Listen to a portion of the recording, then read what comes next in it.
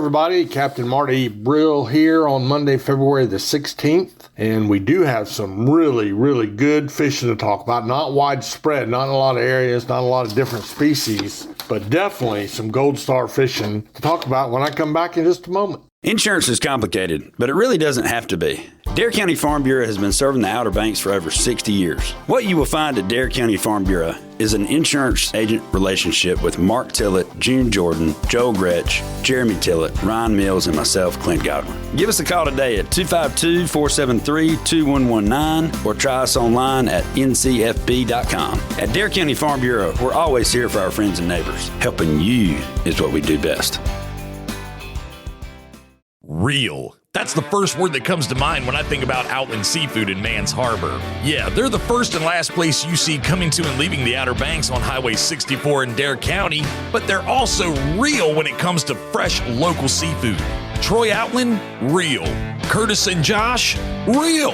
The indoor crab shedders, real. Stop by and see for yourself right next to White Shopping Center and check them out on social media. Outland Seafood in Mans Harbor, real.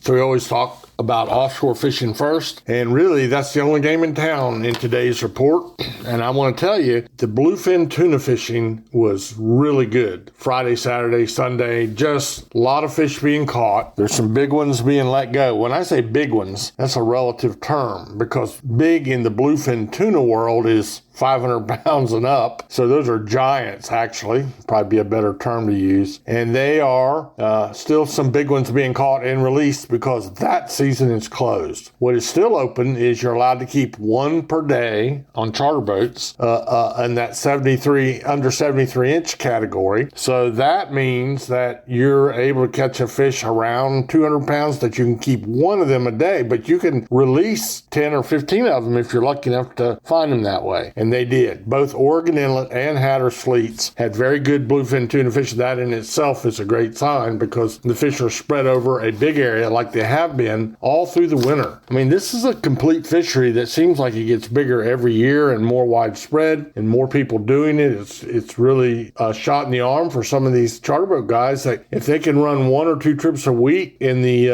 wintertime going bluefin, and that's like spending a whole week doing something else, like perhaps working in a boat shop or whatever you would do in the wintertime.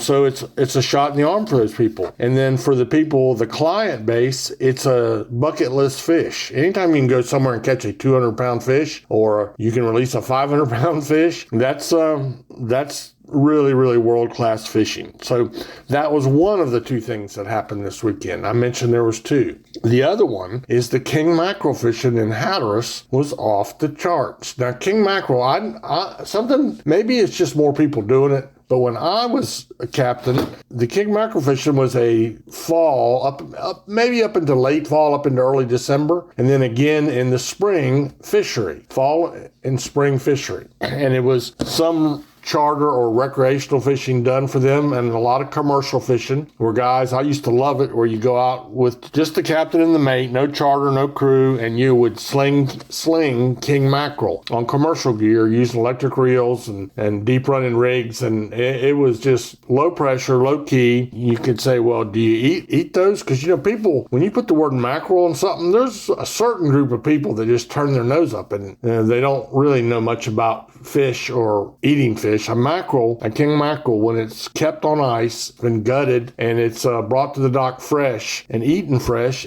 I'd give just about anything to have me a great big king mackerel fillet right now. You can smoke it, you can grill it, you can fry it. There's really nothing you can't do that makes it good, and it makes some of the best fish dip. One post I saw yesterday said unlimited fish dip, and king mackerel is one of the many species that makes a really good fish dip. So boats caught huge catches of king mackerel over the weekend. Now, some of the commercial guys had 2,000 or 3,000 pounds of kings. So that's just really, again, for the guys that make a living, to be able to go out 2 or 3 days a week, pick your weather, and get out there and make a week's work is really a blessing. And so they're all very, very thankful. So it was bluefin tuna, world class, a lot of fish, plenty of activity. Same thing on the king mackerel. All right, so from here, the fishing report goes downhill quick. I couldn't find anybody that caught anything out of the surf. That doesn't mean it wasn't done, but I couldn't find it. I saw no reports from tackle shops, no Facebook posts, those kind of things. And it's just really a quiet time of the year for the surf fishing. Won't be long. Everything will start reversing. And the first thing we're going to see, is the sea mullet and some of the winter species will be biting, the blowtoads and things like that. And it'll start gradually picking up again. And we can just hope and pray that we have as good a year as we had last year. Now we'll take a little break and I'll come back and talk to you for just a moment about what to expect in the backcountry. Teachers Lair Marina in Hatteras Village is the closest spot on the Outer Banks to the Gulf Stream. Just inside Hatteras Inlet, Teachers Lair is fully loaded with bait, tackle, ice, snacks, and drinks for your fun-filled day out on the water. Want to get rigged up to catch the big one? Lee and the gang in the tackle shop can outfit you to catch whatever is eager to get hooked. To see the marina, the tackle shop, or to book a charter, go online to teacheslair.com. Teachers Lair Marina in Hatteras Village. Your fishing venture awaits. So we know that the Cold Stone event was tough on the trout. I've had every day. It seems like somebody's going out and doing a little exploring, looking around a little bit, and they're floating dead. They've been dead for a week or more, a couple weeks really, and so they're floating belly up. And that's history. There's nothing we can do about that. It is what it is. So I don't have any reports of anybody.